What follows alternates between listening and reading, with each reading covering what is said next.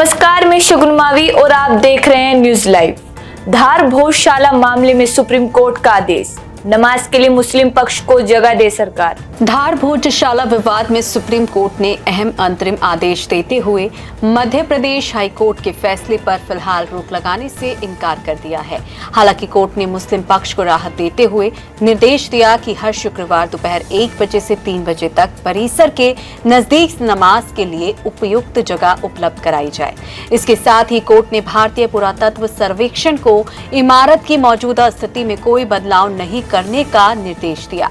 अब इस मामले की सुनवाई 3 सप्ताह बाद होगी। चीफ जस्टिस की अध्यक्षता वाली पीठ ने नोटिस जारी करते हुए कहा कि सभी पक्षों की सुविधा के अनुसार जल्द सुनवाई और मामले का जल्द निपटारा करने की कोशिश की जाएगी। इससे पूर्व मुस्लिम पक्ष की ओर से वरिष्ठ अधिवक्ता हुजैफा अहमदी ने दलील दी कि उन्हें धार्मिक गतिविधियों से पूरी तरह बाहर कर दिया गया है और हाईकोर्ट को अपने आदेश पर कुछ समय के लिए रोक लगानी चाहिए। यूपी में लौट रही मानसूनी गतिविधियां, 17 से 19 जुलाई तक अच्छी बारिश के आसार। उत्तर प्रदेश में मानसूनी गतिविधियां एक बार फिर बढ़ने जा रही हैं। मौसम विभाग के अनुसार आगामी 17 से 19 जुलाई के दौरान मानसून एक्टिव रहेगा और राज्य के कई हिस्सों में अच्छी बारिश होने की संभावना है। इस बीच बादलों की आवाजाही तेज होगी और गरज चमक के साथ बारिश का दौर देखने को मिल सकता है। पूर्वी और पश्चिमी यूपी के कई जिलों में 17, 18 और 19 जुलाई को घने बादल छाए रहेंगे और मध्यम से भारी बारिश के आसार है। मौसम विभाग के पूर्वानुमान के अनुसार लखनऊ, कानपुर, झांसी, गोरखपुर, बस्ती, गोंडा, अयोध्या, प्रयागराज समेत कई शहरों में बारिश के साथ बिजली चमकने और तेज हवाएं चलने का भी अनुमान है। वहीं पश्चिमी विक्षोभ और मानसूनी हवाओं के मिलन से नमी बढ़ेगी, जिससे इस सप्ताहांत गर्मी से राहत मिलने की संभावना है। लखनऊ कानपुर एक्सप्रेस वे आम जनता के लिए शुरू, 45 मिनट में तय हो रहा सफर। लखनऊ कानपुर एक्सप्रेसवे आज से आम जनता के लिए खुल गया है और वाहनों ने फर्राटा भरना शुरू कर दिया है। इसके साथ ही लखनऊ से सीतापुर हाईवे को 6 लेन बनाने और किसान पथ के किनारे सर्विस रोड बनाने का ऐलान भी किया गया। केंद्रीय सड़क परिवहन एवं राजमार्ग मंत्री नितिन गडकरी ने कहा कि लखनऊ के शहीद पथ पर 23 किलोमीटर लंबे विश्व स्तरीय मल्टी लेयर कॉरिडोर का निर्माण किया जाएगा। इस योजना के तहत 2 फ्लाईओवर, मेट्रो और मास रैपिड ट्रांजिट सिस्टम को एकीकृत किया जाएगा। इसके साथ ही आने वाले 2 वर्षों में यूपी में 5 लाख करोड़ रुपए की लागत से कई परियोजनाओं को पूरा किया जाएगा। उत्तर प्रदेश में लगभग 1.23 लाख करोड़ रुपए की लागत से 8 ग्रीन एक्सप्रेसवे का निर्माण भी किया जाएगा।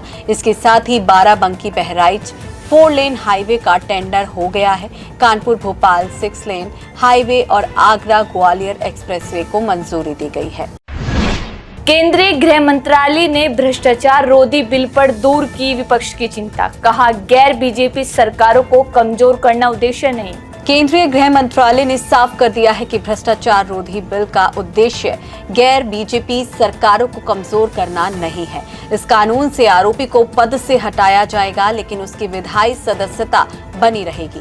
गृह मंत्रालय ने प्रस्तावित कानून की जांच कर रही संसदीय समिति को बताया कि पद से हटाए गए मंत्री की जगह उसी पार्टी का कोई अन्य सदस्य ले सकता है। गृह मंत्रालय ने विपक्ष के उस आरोप को खारिज किया कि जिसमें कहा गया था कि भ्रष्टाचार रोधी बिल संघवाद को कमजोर करता है और इसका उद्देश्य विपक्षी राज्य सरकारों को अस्थिर करना है। गृह मंत्रालय ने कहा कि इन प्रावधानों के तहत अगर कोई आरोपी लगातार 30 दिनों तक हिरासत में रहता है तो उसे पद से हटा दिया जाएगा, लेकिन उसकी विधायी सदस्यता बनी रहेगी। इससे सरकार की स्थिरता पर कोई असर नहीं पड़ेगा। वहीं माना जा रहा है कि मानसून सत्र में गृह मंत्री अमित शाह संसद में भ्रष्टाचार रोधी बिल पेश कर सकते हैं। अमेरिका ने पहली बार किया सी ड्रोन का इस्तेमाल, सबमरीन सेंटर पर बरसाए बम, ईरान ने किया पलटवार। अमेरिकी सेना ने ईरान में पनडुब्बियों और जहाजों के रखरखाव सेंटर पर जोरदार हमला किया।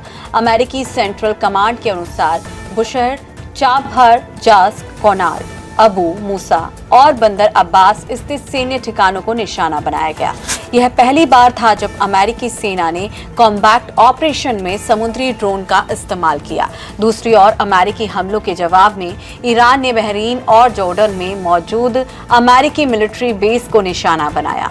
जॉर्डन ने कहा कि एयर डिफेंस सिस्टम ने ईरान की तरफ से दागी गई 4 मिसाइलों को मार गिराया है।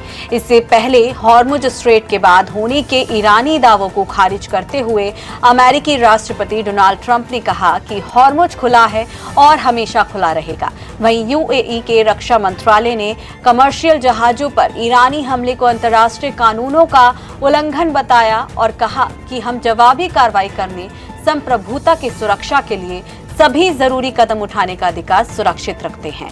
दरअसल ईरान ने हॉर्मुज से गुजर रहे यूएई के 2 टैंकर पर हमला किया था, जिसमें चालक दल के 8 सदस्य घायल हो गए और एक भारतीय नागरिक की मौत हो गई थी। इस पर भारत ने ईरान के deputy chief of mission Mohammad Jawad Hussaini को तलब कर विरोध दर्ज कराया है। शेयर बाजार में गिरावट, सेंसेक्स 500 अंक तक लुढ़का, डॉलर के मुकाबले रुपए 96 के पार।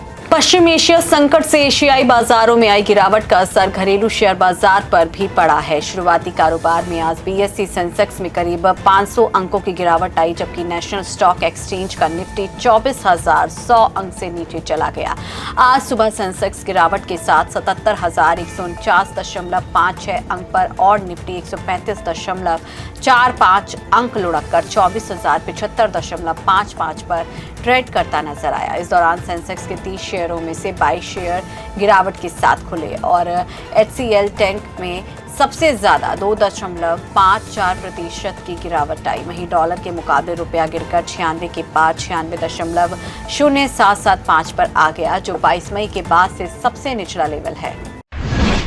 सराफा बाजार में उतार चढ़ाव जारी के बीच सोने का रेट गिरा, चांदी की चमक बढ़ी। घरेलू सराफा बाजार में उतार चढ़ाव के बीच जहां सोने के दाम में एक बार फिर गिरावट आई, तो वहीं चांदी के रेट में बढ़ोतरी दर्ज की गई। आधिकारिक वेबसाइट IBJarats.com के अनुसार 999 शुद्धता के सोने का भाव गिरकर 1,41,712 रुपए प्रति 10 ग्राम और 995 शुद्धता के सोने का रेट 1,41,145 रुपए प्रति 10 ग्राम पर आ गया। इसके साथ ही 999 शुद्धता की चांदी की कीमत बढ़कर 2,19,571 रुपए प्रति किलोग्राम दर्ज की गई। आज के लिए बस इतना ही। कल फिर मिलेंगे देश दुनिया की नई जानकारियों के साथ। तब तक के लिए देखते रहिए और सब्सक्राइब करिए IIMT मीडिया।